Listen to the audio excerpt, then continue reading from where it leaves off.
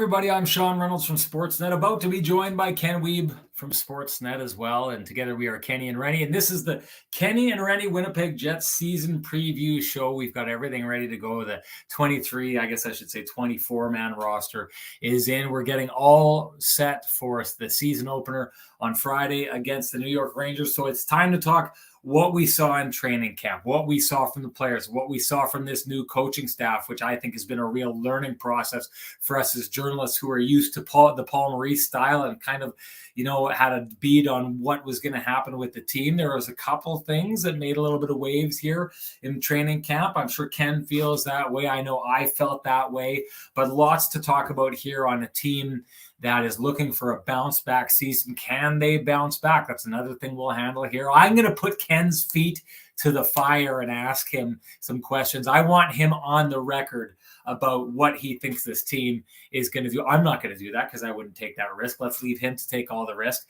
And before we do that, we got to bring him into the show if we want that to happen. So you know what? It's time to bring in the guy with the best music in the business. Here comes Kenny.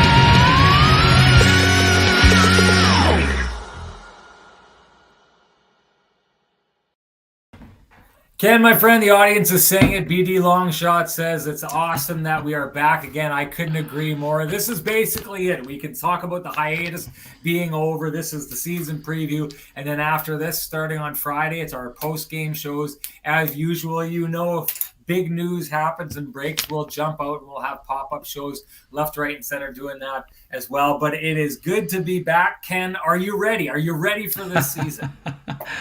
Absolutely. If you can't be ready for the season after spending a couple of days in Banff, enjoying the mountain view in between Jets practices, you're not trying very hard. So, it was fantastic to be in Alberta for that final preseason game and spend a couple days, a little bit of R&R, checked out a few skates, talked to a few players. And the preparation is over. The preparation for the season is over. It will be a continuous flood of learning, I think, for this group during the course of the year. We've seen incredible engagement with the players and Rick Bowness and the new coaching staff. And we've seen some, solid results in what was the preseason. The preseason results don't get you anything in the regular season. That's true. But the Jets played, some encouraging hockey against the Calgary Flames in those final two games. And to me, the most important part, Sean, we've talked all off season about buy-in. And to me, the buy-in has been evident right from the very beginning. And now we'll see what that translates to when the season gets rolling on Friday against the New York Rangers for the Winnipeg Jets. Now, before we go too far, you mentioned golf. I wanted to say this. I didn't say it to you. I played my last round on the Saturday. And I think you knew that, I the season was fairly consistently pretty bad, but had a couple good rounds here and there. But I started unwinding as the season was coming to an end. I went out to Granite Hills. I took my two daughters they're pretty good little golfers. I had them on the second tee on that course. Anyone who knows that, you got to go over water to get there. Both of them hit over the water. I was super impressed by that. Their dad, I'll tell you this, Ken, I hit 12 of the nicest shots I have ever hit on the golf course when I was there. But I also, at one stretch, hit 7 straight shots into the bush, right, left, back, and forth. And I'm telling you, Ken, I am on the verge of quitting. We keep talking about DI, who hops on this show. Everyone knows DI is Corey Connor's coach and the top PGA coach in all of Canada. He's given you lessons. He's given me one lesson before. DI, if you watch this, you desperately need to get me in for a lesson because I'm this close to quitting the game of golf, and I'm not kidding. It is that frustrating. Let's move on. Let's get back to hockey. Let's get into what you were talking about, and let's start out with kind of Rick Bowness and what we kind of found out from him in this camp. Now, I'll say this. He walked in, and the pitch by Rick Bowness was that the most accomplished players, the players who earned it, were going to be on this team. Now, that sounds obvious in the NHL. I'm not so certain that that was always the case under the Paul Maurice regime. I think that that was one of the issues that popped up in the dressing room, was that maybe there was a feeling with some people that, they just could not do, it didn't seem no matter what they did that they could find their way into his good graces. The idea that Rick Bowness and his coaching staff set out to pick the best team based on performance, did they achieve that? Yeah, I mean, it's interesting. This is what I would say. I mean, I know that there's a lot of dismay on the old social media channels the last couple of days. What I would say is that none of the three defensemen in the competition for the last spot necessarily created much in terms of separation. Villi Heinola is a guy who we've talked about a lot over the course of the last couple of years, Sean. I think I would start here. I didn't, this is something I didn't really get into in my column about, why the decision was made. But I think that Villi probably, if he had played a little bit more at the end of last season after the Jets had been eliminated, he might have been able to work through some of the hiccups that we saw in the training camp this year. But that's neither here nor there. And that's not, looking back with hindsight being 2020. But there are still holes in Villi Heinola's game. One of the problems, Sean, we've talked about this before, part of the problem is a lot of those holes need to be worked out at the NHL level because he can defend against American Hockey League players. Right now, he still is having some issues in the defensive zone. And right now, the coaching staff believes that they would prefer to have a penalty killer and a bigger-bodied guy on that third pairing if that third pairing is only going to be playing in the 12 to 14 minutes. I mean, Villi Heinola was excellent on the power play. He showed very many flashes of his offensive game. Rick Bowness said it flat out. He's an NHL player, but he's not an NHL player right now because he still has some hiccups that he's got to work through his game. That's not to say that the other guys in the competition do not have work to be done. They all have work to be done. That's why we said nobody won the job flat out by separating themselves head and shoulders above the rest. But right now, to me, having covered the American Hockey League for 10 seasons, I think Villi Heinola playing 22 to 24 minutes, being used on the penalty kill, running the power play, getting substantial puck touches can be valuable for him. Is this a Kyle Connor situation circa 2017-18 where he spends 4 games with the Moose and then is called up and never goes back and plays another game? It's possible. It's possible it takes a little bit longer. But right now, Villi Heinola is behind Josh Morrissey. He's behind Neil Pionk. He's behind Nate Schmidt on the power play side of things. So he's going to have, let's see how he handles it. I think that Villi is going to have it. Nate Schmidt said yesterday to us in Banff, he expects Villi Heinola to have a great start to the year. Villi is going to force himself onto the team at some point this year, provided he handles himself properly. And after that, we'll see. And here's the other part, Sean. If Logan Stanley or Dylan Sandberg don't cement themselves in that role in the first 4 to 10 games, Villi Heinola can be back here in a minute. But right now, I mean, people can say whatever they want. But right now, I think there are still some holes in the game. And like I said, there's holes in all 3 of those players' games. But right now, the Jets are going to go with a more penalty killing physical specialist, and we'll see if that works out for them. But I can understand the reasoning in the decision. And here's one other part. If people want to say this is just the same as it was before, it's not true. Rick Bowness was part of the development for one of the most exceptional defensemen in the National Hockey League in Miro Heiskanen. Yep. He helped the transition for Esa Lindell. He helped John Klingberg get to another level. So anyone saying that Rick Bowness just had preconceived notions and that it was always going to be Heinola to the minors, he wants him to succeed, and part of him being able to succeed is spending a little bit more time. And here's the other part. This is my biggest problem with all of the yelling in the vacuum. It's the opening day roster. It's not what's happening in game 10, 20, 30. This roster may be only together for 1 or 2 or 5 games. Villi Heinola, I think, will contribute to the Jets at some point this year, but we'll see what happens. He's going to have to start with the Manitoba Moose, and we'll see how he plays from there. Well, I'll tell you this. One thing I learned absolutely is Villi Heinola is the next Nick Patan, You name Oh, he's those not the guys next. in He the was already past. that last year. He was already that last year. I know, but we are fully in that stage where there's a certain segment of people who are going to be upset regardless of what decision is made. There's a certain segment of people that I think either are taking a look and have either the rose-colored glasses on, or they're just unwilling to see maybe the flaws that are in a player's game. I'll say this, Ken. As an NHL player, it's your job, or to establish yourself as an NHL player, it's your job to walk out and take somebody's job, right? Think of a player like Mason Appleton. Mason Appleton wasn't supposed to go to the NHL, but he came up and he went to the or the AHL level and was absolutely phenomenal. Rookie of the year in that league. He walked in, he took someone's job in that league and made his mark. And then he moved up another step into the NHL. And he didn't start on the fourth line, if I remember correctly. I think he started on the third line. He walked in and he found a spot and he took that spot. All the people right now who are upset where Villi Heinola is, one thing that they should know for certain, Villi Heinola by no means walked into this camp and got jobbed by anyone. He didn't go and steal a spot undoubtedly from anyone. I agree with you in the idea, if we're talking about Samberg, Stanley, and Heinola, the one thing that could add fuel to the fire of the Heinola fans who are upset with where he is that you're right. None of those three guys really made their mark. The Jets' top five defensemen, the Morrissey, Pionk, Schmidt, DeMello, and Dillon, those guys were the Jets' five best defensemen in camp, not just in games, but throughout the camp. And this is the one thing I think a lot of people are missing is in that camp. We're watching these drills. We're watching, like the 2-on-1 drills and the 3-on-2. And so the mistakes that were being made, the turnovers that were being made by Villi Heinola stood out to me, Ken. I think they stood out to you from the conversations we had on the side of the glass.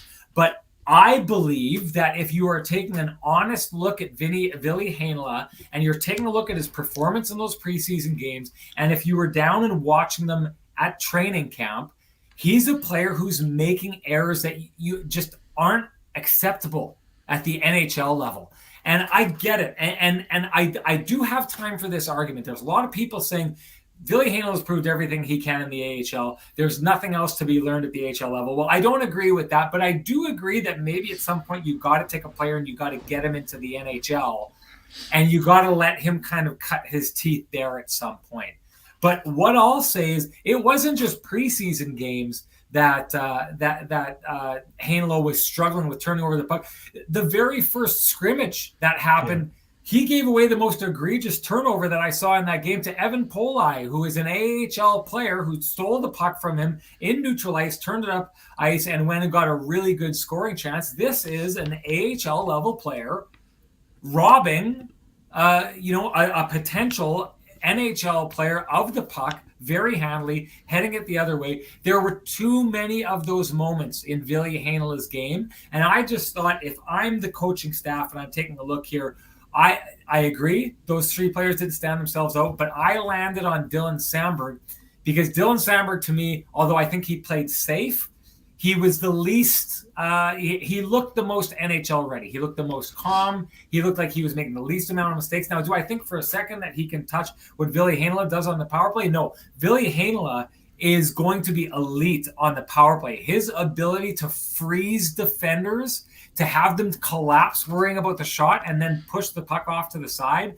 for that one-timer and open up shooting lanes, he's going to be good. He's going to be really good. No one's saying this is the end of the road for Villi Heinola. But all the people out there who are saying that there's some kind of overt bias against this player, I believe, was not watching the same camp that we were watching. There were far too many mistakes for a player that didn't have many mistakes to give away in order to make that team. And Villi's 21 years old, and here's part of the problem. I mean, the fact that Villi made the team as an 18-year-old meant that this was all moved in fast forward. His development, Nate Schmidt again said this yesterday, Villi Heinola is barely just scratching the surface. I mean, he's following Josh Morrissey's path, right? Josh Morrissey, as an 18-year-old, had an awesome camp with the Jets, right? Remember? He played very well in the preseason, Then he went back to junior. At 19, he wasn't as successful. He came out at 20, spent the year with the Moose, and then at 21, he played for the Jets after a full season. I mean, as ridiculous as it, remember how ridiculous it was, Sean? Because Morrissey played so well at 18, when he didn't make the Jets at 20 and had to spend most of the entire season with the Moose, you had some fans calling him a bust. It was ridiculous. The guy was barely starting pro hockey. And the people that are saying, well, Stanley gets a pass. Logan's not getting a pass. Not at all. He's not getting a pass. Well, we'll get into this. He's playing a different role in this situation. This right here is worth its own topic. So don't get derailed from the point that you were making. We're going to explore this, and it's going to be its own topic. So don't get derailed. Continue on with your original thoughts. Let's handle Logan entirely separately. Sure, and as you mentioned, I mean, Dylan Samberg, did he make a couple of errors he made some good reads, but there were a couple pucks that ended up behind the net when he was on the ice. They weren't necessarily his fault. Did he make mistakes? Of course he made mistakes. He's a young defenseman. All of those defensemen are making mistakes. Stanley, Heinola, and Samberg are all making mistakes. Yes, that is part of the deal, but right now, we've talked about this a lot. When it comes to roster construction, the Jets have a lot of the same things on the back end. A lot of puck-moving defensemen. Some of them aren't great defensively. Heinola is going to get better defensively. And as I mentioned, I wrote about it. We've talked about it. The problem is he's a guy who needs to make those mistakes at the NHL level to learn from them. But the Jets are in a situation where they can't really afford to have a lot of those mistakes given how tough it's going to be to put points in the piggy bank. So, we're going to see what happens. And the people saying maybe he won't. Sean, we talked about this in the press box. Villi's camp was encapsulated by one singular play to me. He's involved in a puck battle with Brett Ritchie in the Wednesday night hockey game in Winnipeg at Canada Life Center. Brett Ritchie is a fourth-line player. He's a hard worker. He's not fast. He is big and strong. Villi Heinola was engaged with Brett Ritchie below the goal line. He got caught in the wrong side of the puck. He grabbed onto him and took a holding minor. Sean, this is a mistake that can't be made. Brett Ritchie is not dangerous to the Winnipeg Jets offensively behind the offensive zone net. There's no reason whatsoever to take a holding minor in that situation. And again, I'm not dumping on him. I'm just saying this is an example of his defending not being at an NHL level. Brett Ritchie is a fourth liner and sometimes 13th forward. If Villi Heinola is out against a Connor McDavid or a high-end top six forward, that's going to happen more often. Now again, that's not to say Logan Stanley or Dylan Samberg won't be taking these penalties. They will also at times, but that everyone's saying that Villi doesn't have any work to do, it's just inaccurate. But what Villi does is do some things exceptionally well, right? He runs the power play well. He does incredible things with the puck. He creates space. He's a great shooter. And some folks are asking about the penalty kill. Yes, Villi has done a nice job on the penalty kill at the AHL level. Do I think he's ready to do it at the NHL level? Not quite yet, but I do think that he will eventually be able to contribute there. So, we'll see how it goes. And this is the one thing that also bothers me.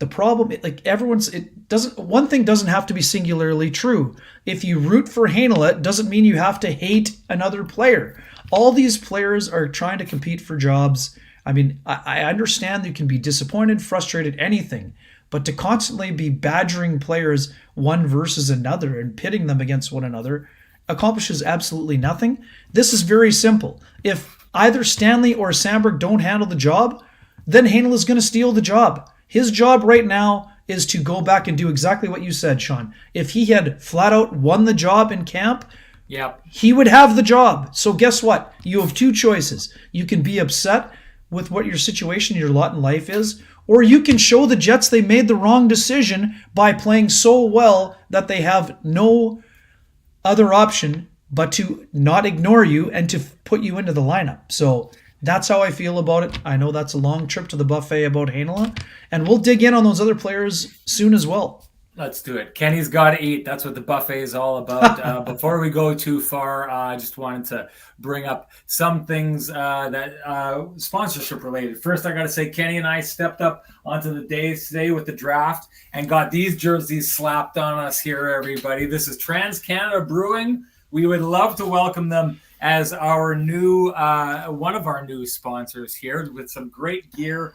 We've got lots of fun stuff planned. We have for a long time wanted to meet up with the Kenny and Renny family, as we like to call you, the chat room, in a live setting. We're going to be able to do that this year because we are going to be doing that at Trans Canada Brewing on 4 separate occasions and a big to-do at the end of the year. We're going to get you those dates out, but we would love to see everybody out. We're so excited that we get to do that, and we're so excited to partner with the people there. Just came from there, a meeting there.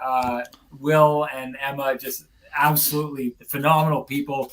And we're going to be introducing a new segment too. Their Lamplighter beer is just absolutely tasty stuff. We're going to do the Lamplighter goal of the game. Kenny will give his take. I'll give my take.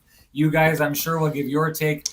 You guys and gals will be giving your take in the chat room as well. So start thinking of that next time you watch the game, what you want your Lamplighter goal of the game to be, because sometimes you'll agree with Kenny. Most of the times you'll agree with me. That's just the way that it goes on this show. We also want to say hi and bring in the original OGs. Take that off the screen if you can, Ken. The original OGs from the Johnston Group, who are back and who've been just so supportive of us through our journey here. You won't find 2 businesses with the same challenges, but you will find 30,000 businesses with Chambers Plan employee benefits proudly administered by our friends at Johnston Group. Chambers Plan is Canada's #1 plan for employee benefits because it evolves with the way you work and live.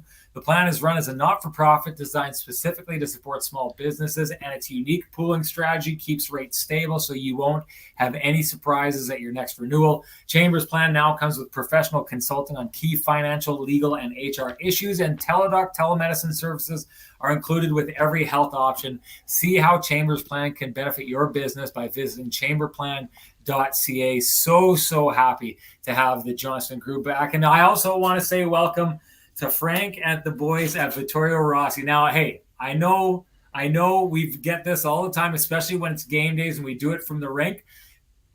I'm a pretty sharp-dressed guy. There's one reason I'm a sharp-dressed guy when I got the suits and the ties on. One reason and one reason only, and that's my main man, Frank, at Vittorio Rossi, who's been dressing me for the last couple of years. If you've liked what you've seen, you should go check them out. Kenny is going to be debuting some Vittorio Rossi clothing later on, probably in game 1 or something like that. We'll make sure we throw it out there. Yeah, game 1. Frank told me it's ready to roll.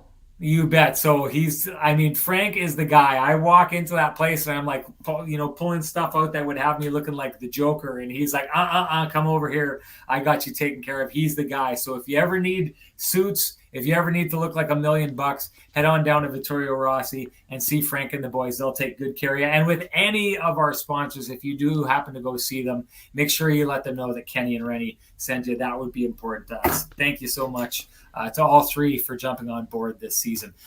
Let's turn it to Logan Stanley, because I think that there's some important distinctions that need to be made here. Turd Ferguson is talking about Stanley losing similar battles. We talked about, and there's fairness to this. We talked about Villi Heinola making some mistakes, making some turnovers.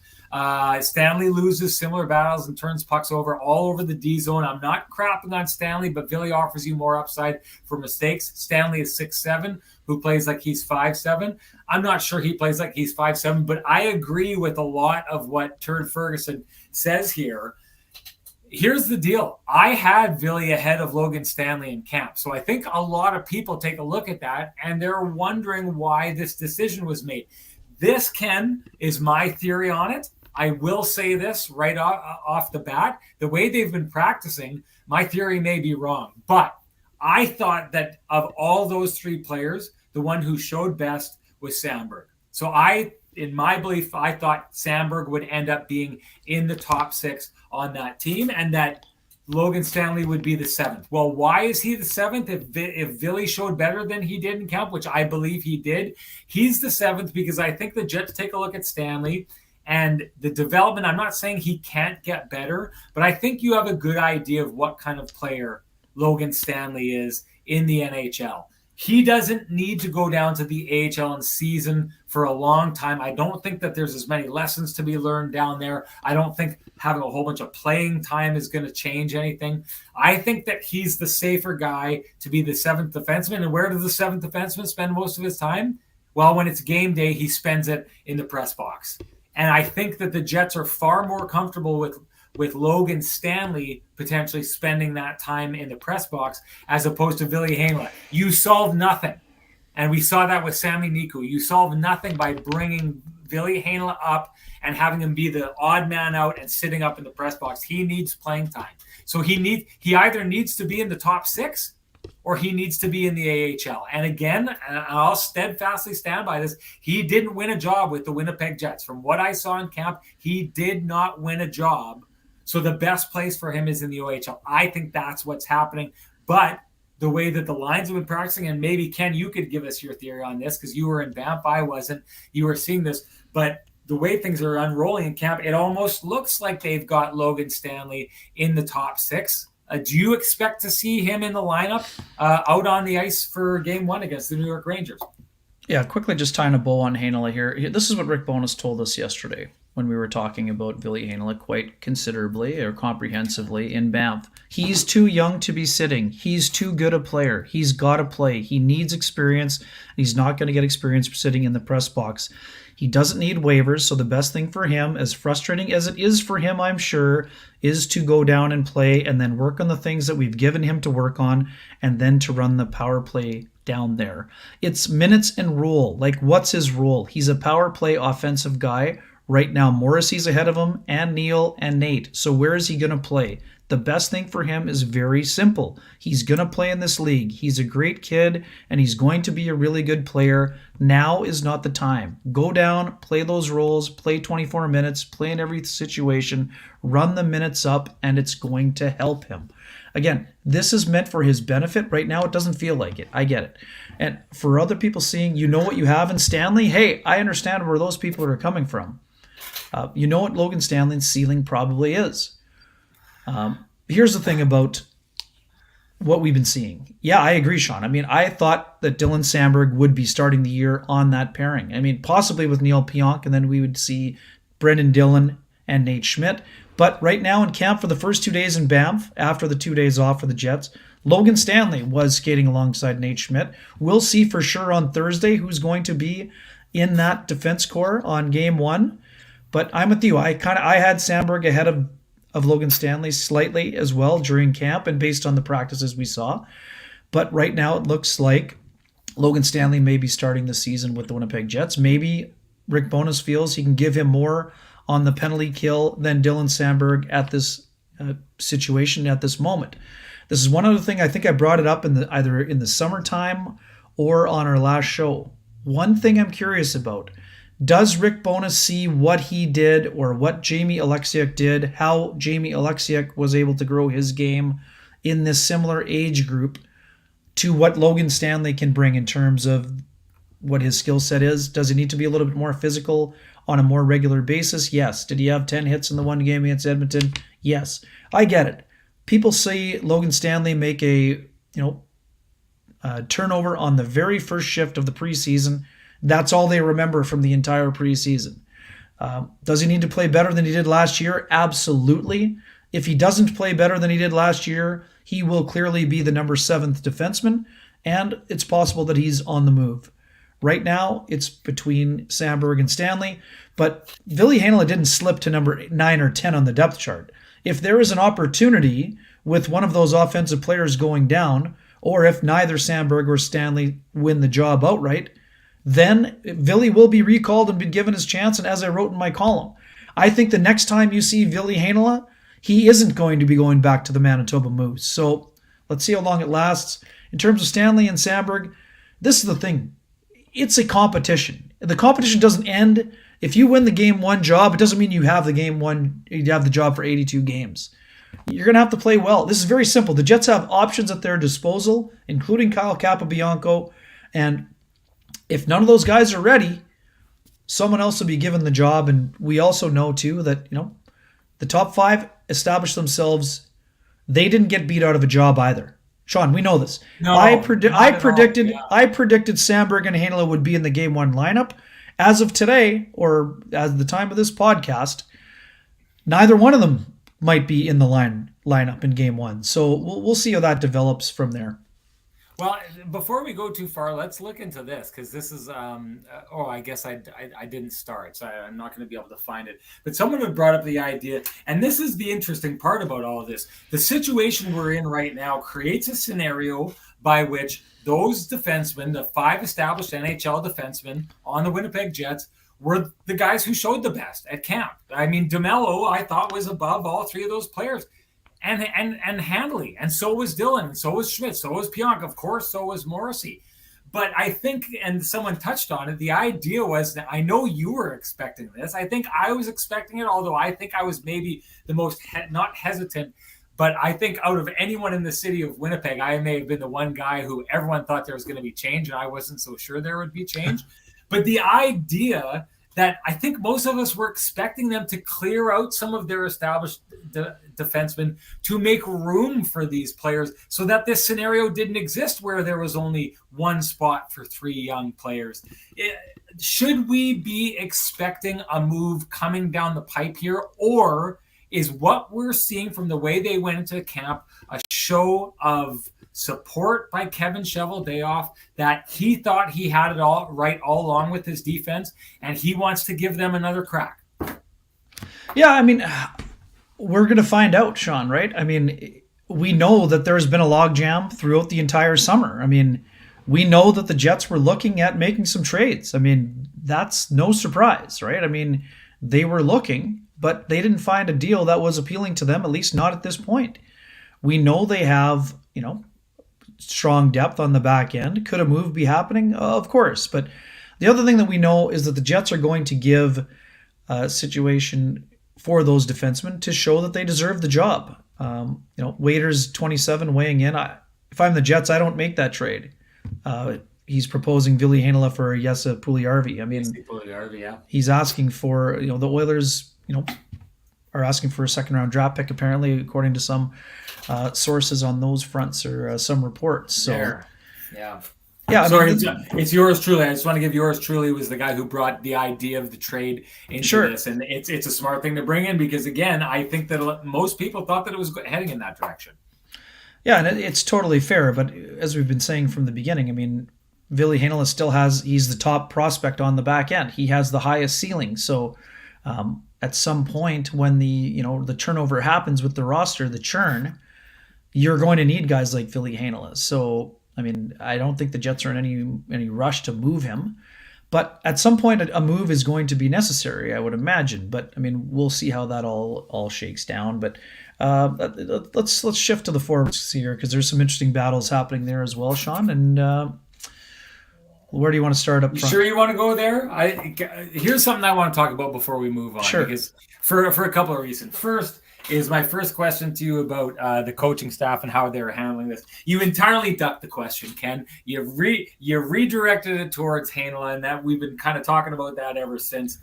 I want to get into a different way of talking about the coaching staff and how maybe things were different. And I wonder this question. I wonder your take on this. Okay, Kovacevic is lost. He's going to be starting with the Montreal Canadiens on their blue line this year as an NHL defenseman. That had to hurt for the Winnipeg Jets. I know that they've thought really highly of Johnny Kovacevic for a long time. So taking a guy and bring him along the way they have, what he's meant to the Moose organization, losing him has to be tough. Now, I am of the belief that in years past, Paul Maurice has worked with Kevin Cheveldayoff in order to help him manage his roster, right? So there's certain, like if you think about the Forsberg situation where they went out and they got that goaltender and they carried 3 goaltenders for a long time during that COVID year because they couldn't afford to have him claimed on waivers. There were decisions that the coach would make that weren't necessarily the best decision for the lineup, but allowed for easier asset management by the general manager. So let me just finish this. So because we talked about this and we know that this was an interesting conversation to deal with Rick, but I'd ask Rick Bowness, like, are you making any of these decisions based on what's easier? Essentially, this is what I asked. Are you making any of these decisions based on what's easier for Chevy? Or are you really coming into this and saying, I said the best 23 guys are going to make this team, and that's what I'm going to do, which I think is an important message to send to players. I guess one way of asking this, in the Paul Maurice days, do you think there would have been some kind of movements made so that they didn't lose Kovacevic? Like, would Kovacevic still be tucked away in camp and not setting down rather than Capobianco or something like that? Would Paul Maurice have lost Kovacevic, or is the Kovacevic loss a sign that things have changed in Winnipeg because of Rick Bowness, because Rick Bowness is going to ice the best team he thinks possible, not the team that helps protect and shield assets to the benefit of Kevin Cheveldayoff? Well, I mean, first thing too, I mean, we should also say this. I mean, the fact that Villi Heinola does not require waivers is a factor in the decision. It has to be a factor in the decision based on what they're looking at, and also based on the other factors that we said. Hold on. Let's not go back to Villi Heinola. No, I'm going to get to that. I'm just saying that's the one. No, don't worry. I'm just saying. Okay. Kovacevic I thought you were trying to change again.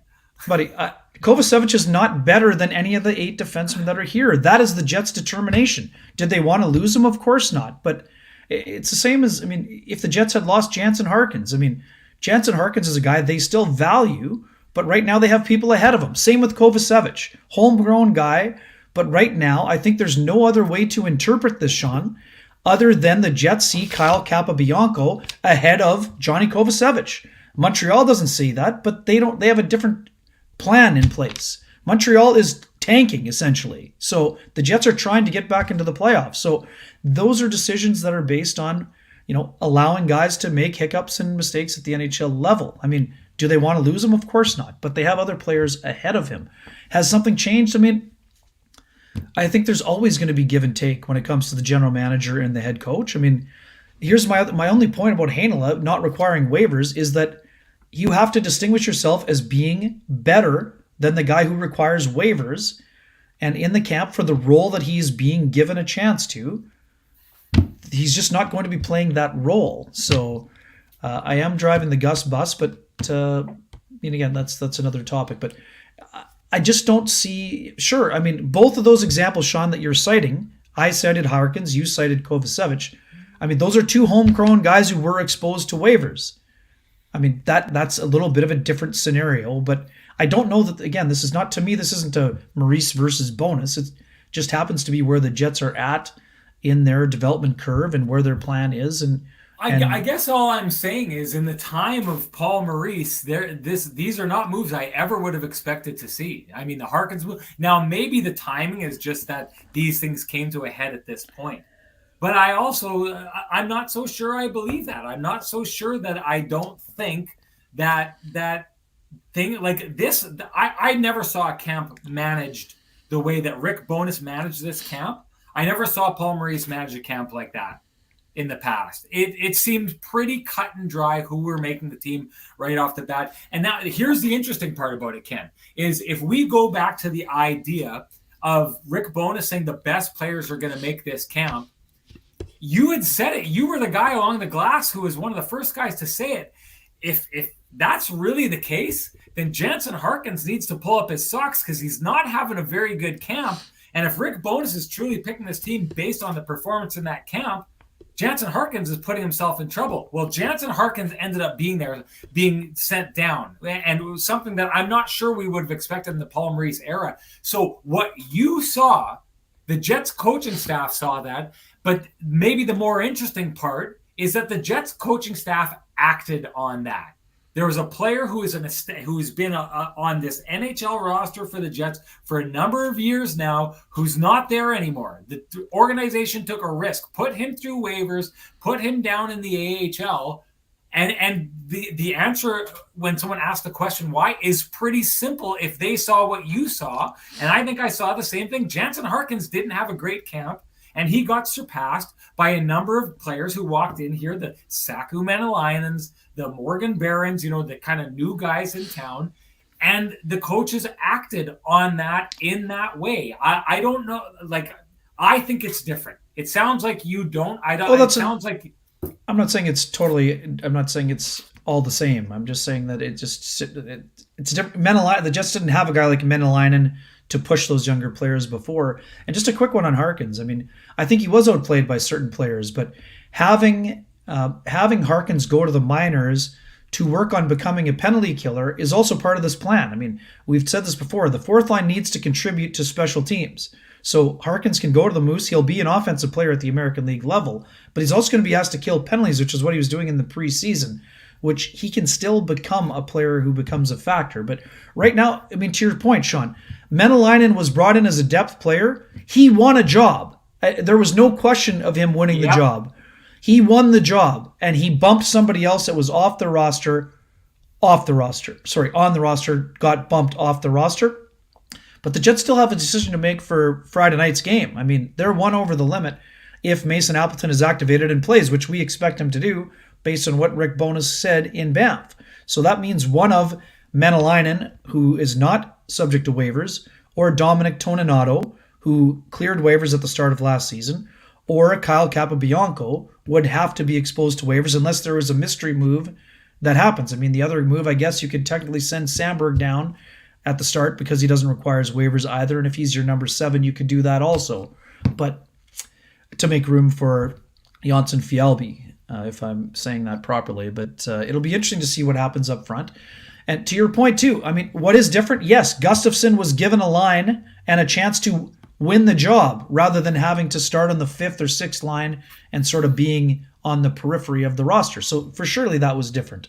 And, you know, that's something that we've talked about for years, that the Jets needed to find room for David Gustafsson. But, I mean, there's still some battles that are happening. I mean, Morgan Barron's going to have to solidify himself on that line. Menelainen made the team, but now it's time for him to take that next step and show that he can become a regular. So it's certainly interesting. Roster composition is interesting. The Jets are changing the way their fourth line looks, and Rick Bowness flat out said it. They need to be a four-line hockey team if they want to play this aggressive, up-tempo style that has been successful for them. It's allowed them to kind of cut down on the high-danger chances on most of the nights, and it's allowed them to play with a lot of pace. Now, we're going to see what that means in terms of, you know, getting their offense from the defense and all those other things, but like the competition is ongoing. And there are some guys who, I mean, you should be happy that you won the job, but you can't get comfortable or complacent because the jobs are still needing to be solidified, even though they've been won, don't you think? Oh, yeah. I agree 100%. You know what I want to do? I want to go in the direction you wanted to go into and move it to the forwards. But before we do that, it was requested earlier on the show. I agree. It's been far too long for this. Let's turn this into a Sean's headband version of the Kenny and Renny show as we get things going here.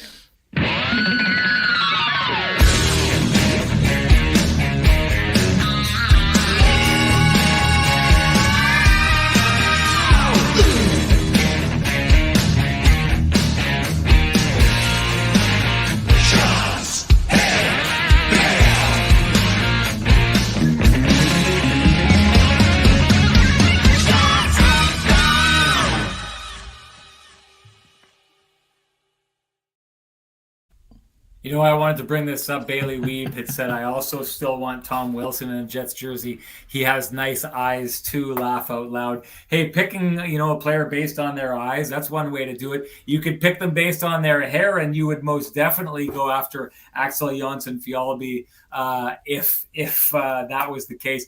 Ken, does he have the best lid in the entire NHL? I think he does. I mean, it's pretty hard to argue that one.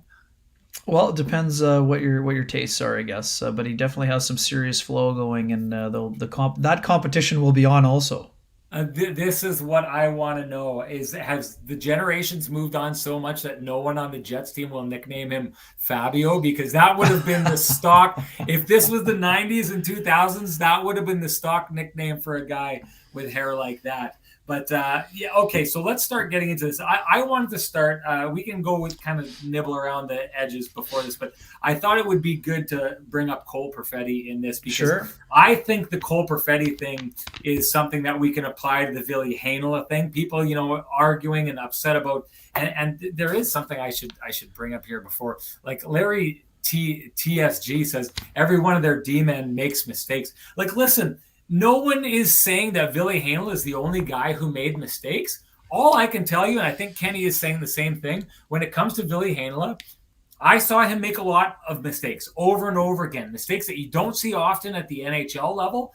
And I think that's what cost him. Now, you can disagree with that, Larry, and I know you're not the only one. There's a lot of people on here who don't agree with this take.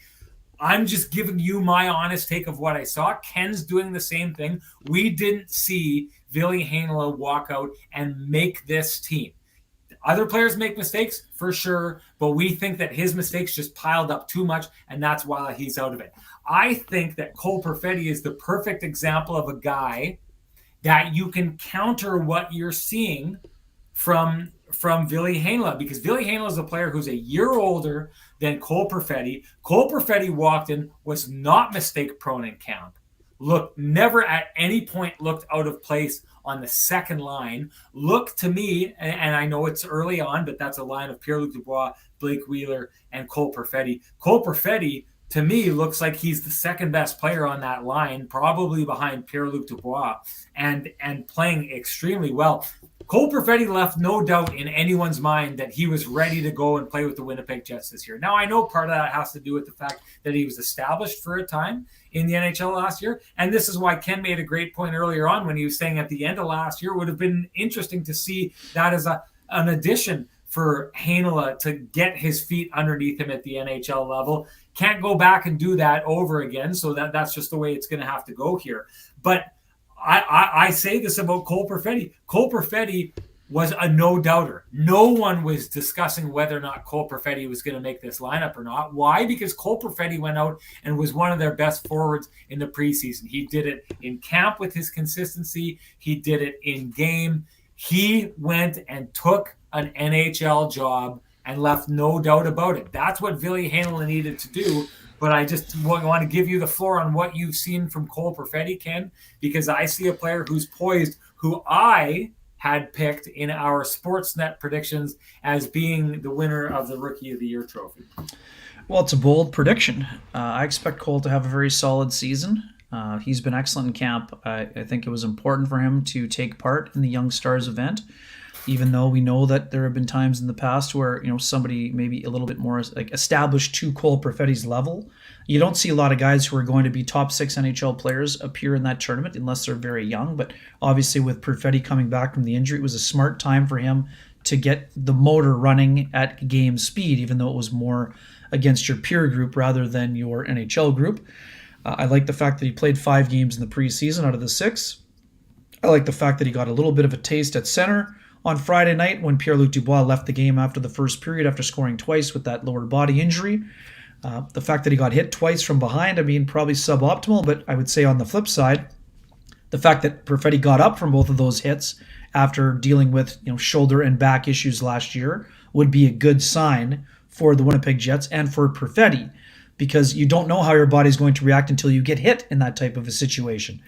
I think Cole Perfetti is one of the smartest players on the Jets. His vision is exceptional. And the one thing that I think is a little bit underrated about his game, I've said this before, you saw it at the American League level when he ripped a bar down shot on Freddie Anderson during a conditioning stint a couple of years ago when he was with the Manitoba Moose, and Anderson was with the Marlies. He can really shoot the puck. And what we know about Blake Wheeler, he is still an elite level passer. And he's going to put Perfetti in positions to give him grade A scoring opportunities. And if Cole gets to the situation where he's willing to pull the trigger with regularity, he can put up some big numbers. The one thing I've said, I think he can have a great year, but in order for him to be a Calder Trophy candidate, Sean, he's going to have to put up like 50, 60 points, don't you think? That's an awfully high number. Yes, he's going to be getting top 6 minutes, but unless something happens out of the ordinary, I don't see Cole being on the first power play. So for me, I think 45 points would be, this is what I always say. Mark Scheifele had 34 points as a 20-year-old NHL player. First full season, which is what Cole Perfetti will be playing. So to me, I think that 40, 45 points would be a reasonable number. Could he get to 50? Sure. But it'll be interesting to see how big those numbers are. But man, his ability to create space for himself and for his line mates has been on display. His zone entries are fabulous. He looks really good on that second power play. I think he'll have a great season. I was tempted to put him in the Calder race, but I just think there's a couple other players who I would have ahead of him right now. But I expect him to have a very impactful season for the Winnipeg Jets. Who'd you pick? Who'd you pick for that? Well, I picked Kent Johnson in Columbus because I thought there was an outside chance he might be able to play with Patrick Laine, but it sounds like he's going to be out of the lineup for the season opener for the Blue Jackets. So he's going to have a strong second half in order for that prediction to come. Mason McTavish, I was kind of leaning towards as well. Matty Beniers in Seattle. There's a lot of great candidates and great choices out there for this year, but Perfetti is one of them. I think he would be one of those sleeper picks for those of you in your fantasy hockey pools, but I do think that he had an exceptional camp, and you're right. I mean, this is a guy who knew there was an opportunity for him. He went out and left no doubt as to what the scenario and the outcome would be. He said, that's my job. You can't have it. It's my job. Nobody else on this team can take this job because you're not playing at my level. And that's what a young player has to do when you're 20 years old and starting your career out, full blast. You know what? I'm going to kind of defend my pick here. I'm not saying he's in a good situation. No. I know what you're saying.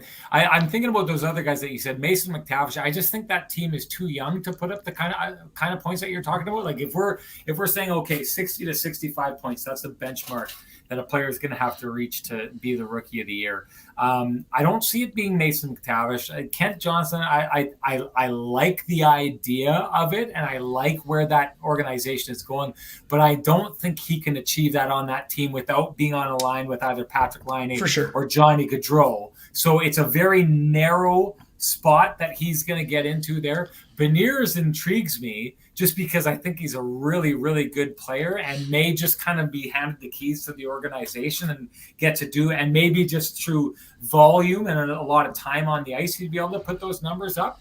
But I'm struggling to find a player that I think is going to find himself as often in a good situation as Cole Perfetti is going to find himself in. I mean, he's going to be on a second line with, a capable setup man in Blake Wheeler, with Pierre-Luc Dubois, who really takes a lot of pressure off you and creates open ice for a player who really thrives with open ice. And then if it ever does get broken up, that top line, and boy, oh boy, we got to talk about that top line after this, Ken. But if it ever does get broken up, then you've got the possibilities of him again playing with Kyle Connor, or maybe even Mark Scheifele, who he spent some time with in the offseason, or Nick Ehlers. We'll see how it could all come together.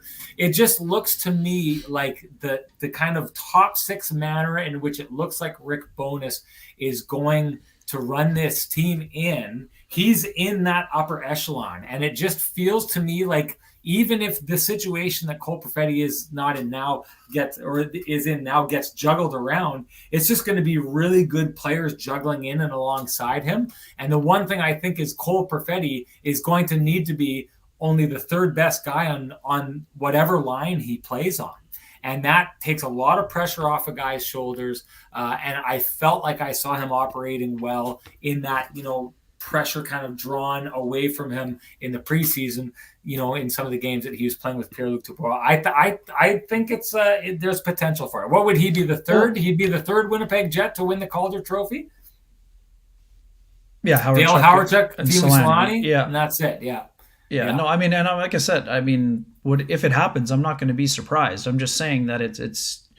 I'm not trying to have people temper their enthusiasm. I'm just saying it's a hard thing to do, even with a high end player. But I also think Owen Power is worth mentioning here. Jake Sanderson, I'm not sure he's going to play enough minutes in Ottawa to be in the discussion, but on the back end, they remind me of Anaheim, in that I still think they're too young to expect the youngest of the young guys to end up putting up that many points. Yeah. No, for sure. But I mean, like I said, Perfetti's a smart pick. I mean, he's a guy who I expect him to have a very strong season. The number, who knows? It's up to Perfetti, and to me, it's more about opportunity. So we'll see what the opportunities are looking like. And let's transition. That top line is, and this is one thing that stood out. I got a story coming out on Kyle Connor coming up here in the next couple of days for Sportsnet.ca as well. Man, I spoke with Kyle Connor, and he's absolutely gleeful and joyful about the opportunity that he has to play with Mark Scheifele and Nikolai Ehlers. he thinks they're going to stay together with regularity. They're, it's not a situation where if they don't, that they don't produce for a game or two, that all of a sudden they're going to break up that line. I think Rick Bowness is committing to seeing that line work as long as it works defensively and they can get more than they give up.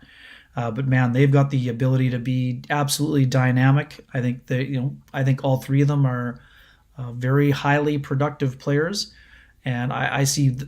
That's what I'm saying. I think the biggest of the big numbers are going to be produced by those three players. I mean, some people will say, well, you're putting all those eggs in one basket. No, that's not all the eggs. The Jets have a lot of eggs when it comes to the scoring department. So I think Perfetti with a couple of bigger guys like Wheeler and Dubois is a smart place for him to settle in. And I think those two lines are going to spend a lot of time playing together this year. But boy, oh boy, that top line to me has the potential to be one of the most electric lines in the National Hockey League. And I've been talking to people around the league, and I'm not the only one who thinks that, Sean. Yeah. I think the people who keep talking about Marco Rossi are onto something here. Waiters says this. Clearly, he wants to win it. Now, Rossi and Cole Perfetti went toe-to-toe in the OHL the year that they were drafted, if I remember correctly. So it would be really interesting if there was a regional kind of rivalry between those two players as they pursued something like this, one that dates back to a couple years ago when they were teenagers. That would be really interesting to talk about that top line. So that goal that the Jets score when they're in Calgary, the cross ice pass from Kyle Connor to Mark Scheifele. When you see it from far away, it just looks like your routine throw it across the crease and guy taps it in, redirects the puck in. When you look at it in slow motion, it's a saucer pass that never comes down.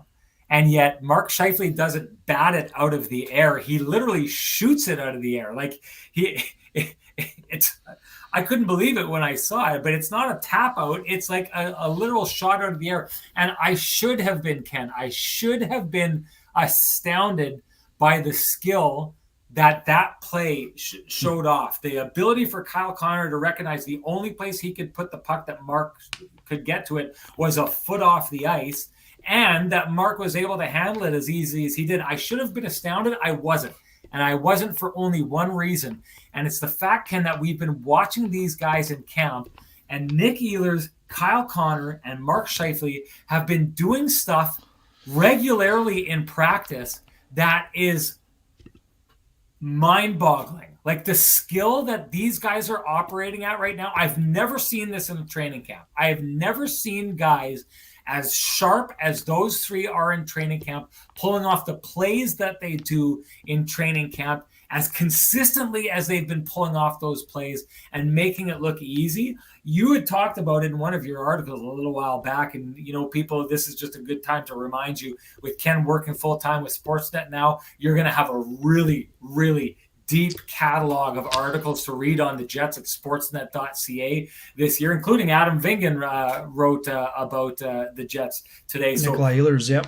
Yeah, about Nikolai Ehlers. Sportsnet.ca is trying to stake its claim as one of the places to go for you to read about the Winnipeg Jets. And the guy right over here is the guy who's planting that flag deepest, so go check out his work. But you rightfully wrote out an article about them. I am wondering, I think, first place is kind of off the table if you ever have Connor McDavid, especially if he's playing with Leon Draisaitl. But do you think that's a top 5 line in the league this year, Ken?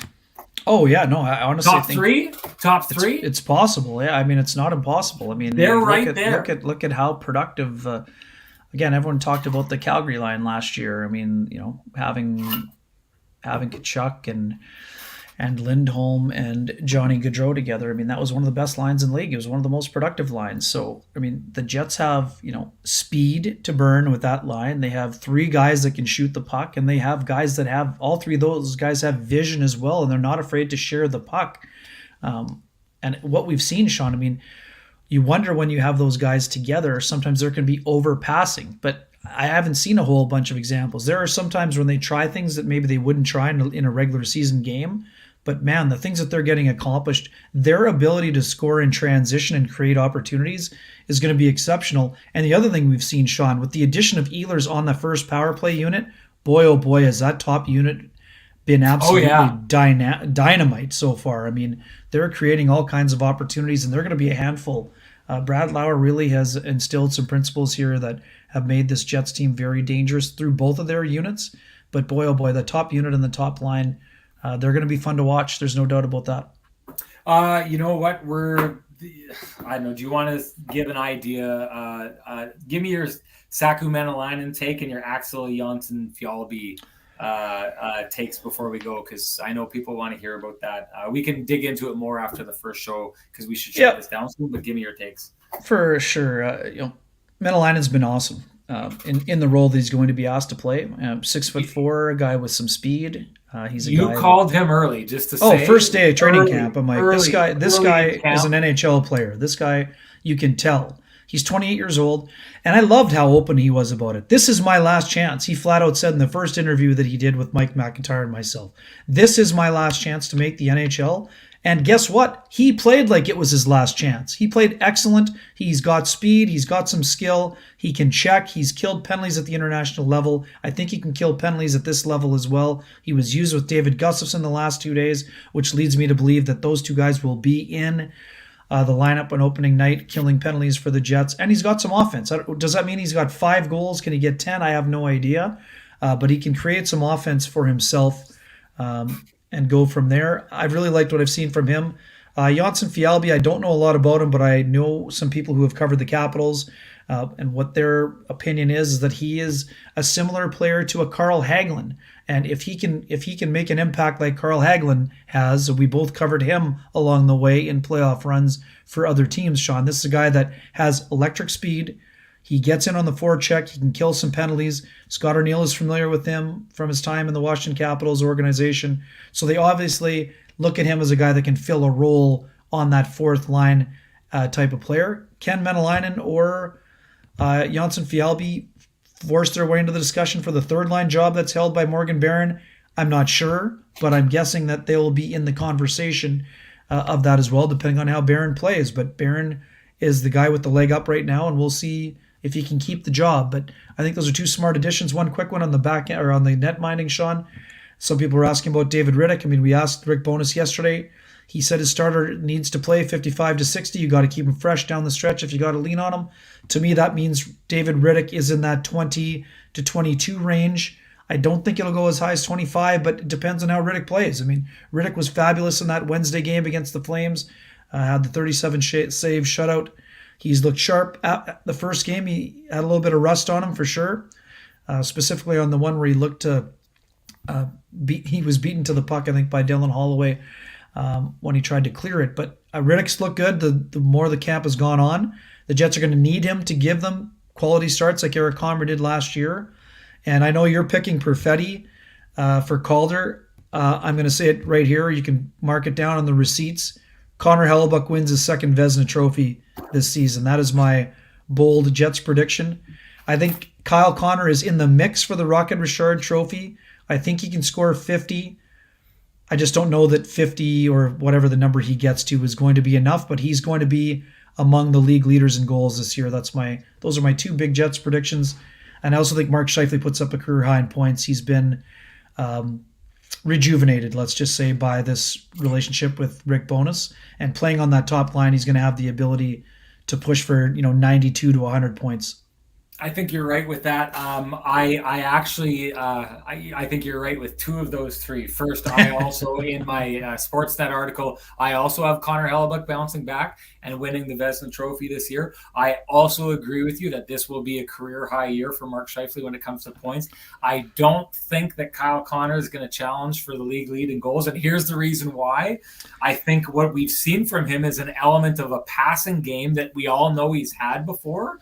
But with Mark Scheifele able to score the way that he's able to score, and Nick Ehlers able to score the way that he's able to score, I just think the way that those guys, I've seen them playing and the kind of fluidity that they play with, that it's not going to be Kyle Connor waiting off to the side to kind of pounce on a puck the way that he has in the past and the way that I think he scores when he's scoring at his best. I think you're going to see him carry the puck more often and dish it more often because all three of those guys can score. And it's one of these situations where while it may mean more points, I think it's going to end up meaning less goals. Kind of like if you remember the last year that we saw Patrick Laine here. His goals weren't as high, but he had his best points per game output that he'd ever had up to that point in his career.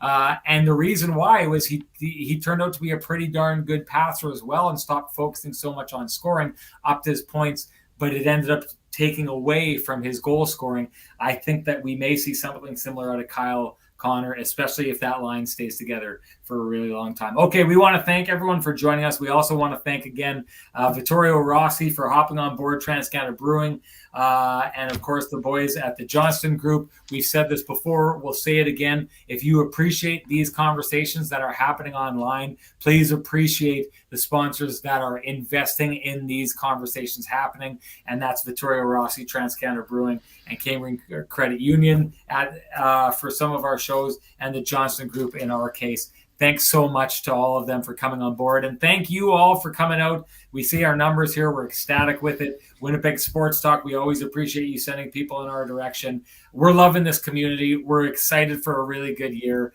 What do the kids say? Let's go, Ken. Let's go. That's what we're doing. First show on Friday. One last one. You said you were going to hold my feet to the fire. I will predict the Jets making the playoffs as a wild card team. And you have to give your prediction also. Yeah, no, I will. So I was going to say wild card team, but I'm going to tell you, there's a lot about this camp that I really liked what I saw. I'll say this. I'll answer the first question I asked. I think that Rick Bowness set out to create an environment where the players that gave the most, that showed the most, made the team. I think that's exactly what we saw. I think that's going to build a new culture in the Jets that I don't think has existed in probably 6 years, where there's a feeling that if I go out and bust my ass and really, really give everything that I have, that I'm going to get my opportunities. And I think that means the guys above those players need to fight to keep their opportunities. So you're going to see guys like Mark Scheifele fighting to maintain the opportunities that he gets, and so on and so forth, which we haven't seen in the past. I'm going to go a step above you, and I'm going to say the Jets make the playoffs, and they are not one of the wild card teams. I say they end up in the top 6 in the Western Conference and go to the playoffs. That's it. Thanks for reminding me about that, because I know people want to know about the picks. And thank you all for hopping in here. We love that you're in mid-season form and taking us to task and arguing with what we have to say. We love the arguments. We love you challenging us, and we just love you being here and giving us your all on these things. So thank you so much. And it's not long. We will see you on Friday for the first game of the year. It's going to be fun. See you then.